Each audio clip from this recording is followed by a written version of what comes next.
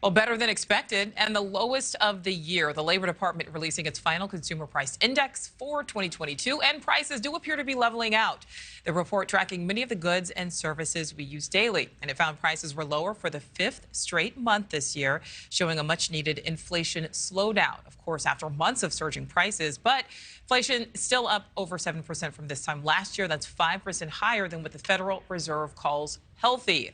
But the downward prices trend will give Americans the financial break so desperately needed. Pandemic savings nearly depleted as Americans had to dip into savings just to afford the basics, and some of them running up their credit cards once they ran out of cash. Sloan Glass is live. So many people became financially secure during the pandemic, but they are now back in the red.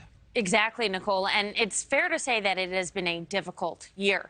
Everywhere you turned, the grocery store, restaurants, the gas station, even your house cost a lot more than before.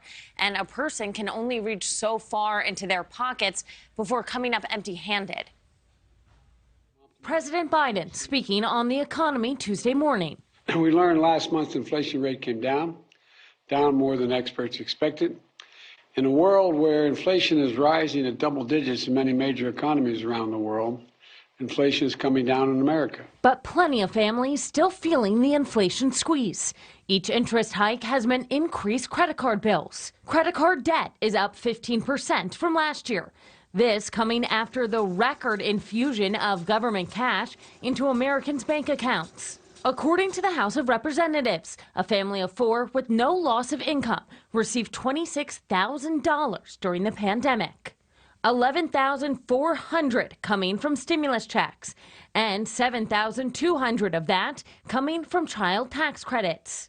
After the onset of the pandemic, the nation's personal savings rate jumped. Some of that spike due to stimulus checks, but also because we just weren't going out, so spending naturally reduced. Last year, Americans' extra savings peaked, hitting more than $2 trillion, according to Bank of America. Today, Americans have about $1.2 trillion in extra savings.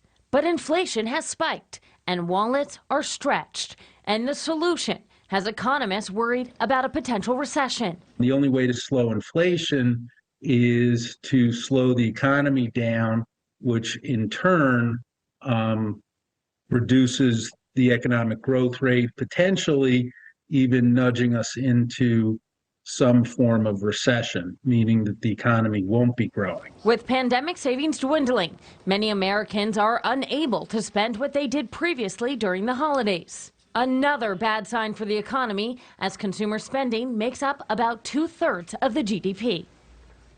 The Fed Reserve is deciding tomorrow on the next interest rate hike.